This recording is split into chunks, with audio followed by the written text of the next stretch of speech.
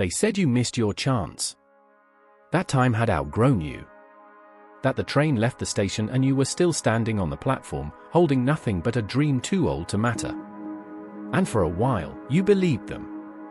You believed the whispers that said value has an expiration date. But listen carefully, that was never truth. That was marketing disguised as destiny. Because here's the secret philosophers always knew. You cannot be late to your own becoming. The path unfolds only when the traveler is ready to walk it. The myth of early arrival. The world worships speed. We live in an empire of immediacy, faster goals, faster fame, faster meaning. It teaches us that silence is failure, that stillness is waste. But philosophy has always rebelled against this lie.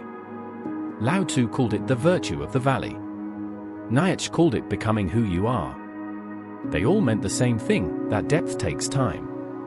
You see, early success impresses the crowd, but late understanding reshapes the soul. One performs, the other transforms. The first kind burns out. The second kind builds worlds. What time really teaches? They laughed because you paused. They mocked because you waited. But patience is not passivity, it's preparation. While others rushed to be seen, you learned to see. While they sprinted to the stage, you listened for the signal.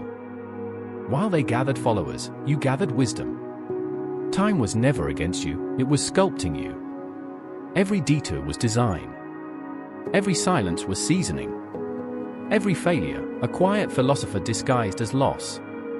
The Stoics understood this. Marcus Aurelius wrote that what stands in the way becomes the way. Delays do not deny destiny, they define it. The three gifts of starting late. You think you're behind. But what you actually are, is ahead in understanding. Because starting late gives you three silent gifts. 1. Discernment. You no longer chase every light. You've seen enough illusions to recognize the truth when it flickers. 2. Depth. You don't skim through life's surface anymore. You've sat in the dark long enough to read its language. 3. Detachment. You stop begging for permission.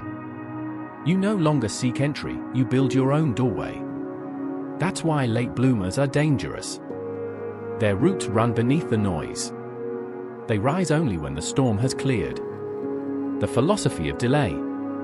In a world addicted to instant results, slowness has become an act of rebellion. But it's the most sacred rebellion there is. Socrates didn't rush to publish. Kant wrote his first major work in his 50s. Epictetus was enslaved long before he became free in thought. History doesn't remember the speed of their beginnings. It remembers the endurance of their truth. Modern life wants fireworks, but philosophy is a forge. It burns quietly, unseen, until the steel of your soul hardens. That is the beauty of arriving late, your fire doesn't flicker. It endures. The trap of the timeline. Look at the timelines we build for ourselves. Graduate by 22. Succeed by 30. Be certain by 40. These are not natural laws, they're social fictions. Nature doesn't rush its masterpieces. The oak doesn't envy the grass. It grows slowly because it knows storms are coming. And that's you.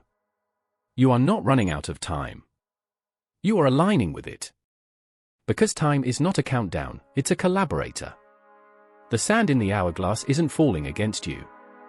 It's carving you into who you must become. The forge of obscurity. You've probably wondered why your silence lasts so long. Why no one notices your effort. Why your light feels invisible. It's because obscurity is the philosopher's forge. It's where the mind becomes immune to applause. It's where clarity is born without witnesses. Every philosopher, artist, and saint knew this stage. The quiet season when nothing seems to move, yet everything within you is rearranging. From the outside, you look still. But inside, your chaos is turning into symmetry. Your questions are turning into language. Your waiting is turning into wisdom. So when the moment comes, when you finally rise, it won't be noise that follows you. It will be silence listening back. Reprogramming the mind. You say, "I'm too late." But that voice isn't truth. It's conditioning. It's the residue of a culture that measures worth by calendars, not character. And like any bad philosophy, it must be unlearned.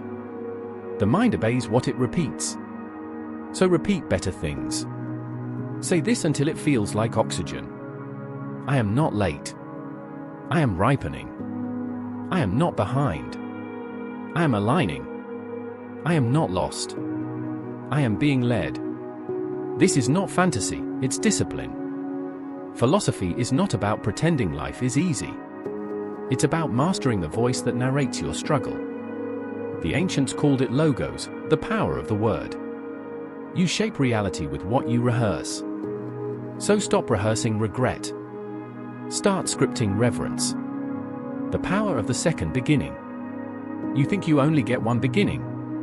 But every moment you choose awareness, you begin again. That's why philosophy never grows old, because truth renews itself in every generation that dares to pause.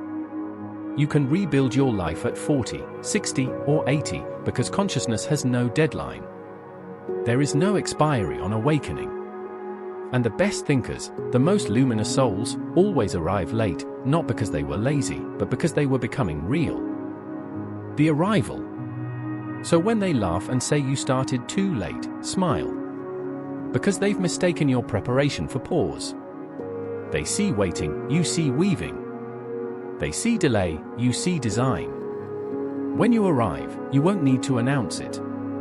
Your silence will speak louder than their noise. And the same world that once mocked your timing will study your endurance. Remember this. The early climber enjoys the view. The late one moves the mountain. This is not a comeback. It's an arrival. You are not behind, you are becoming inevitable. Finally breathe.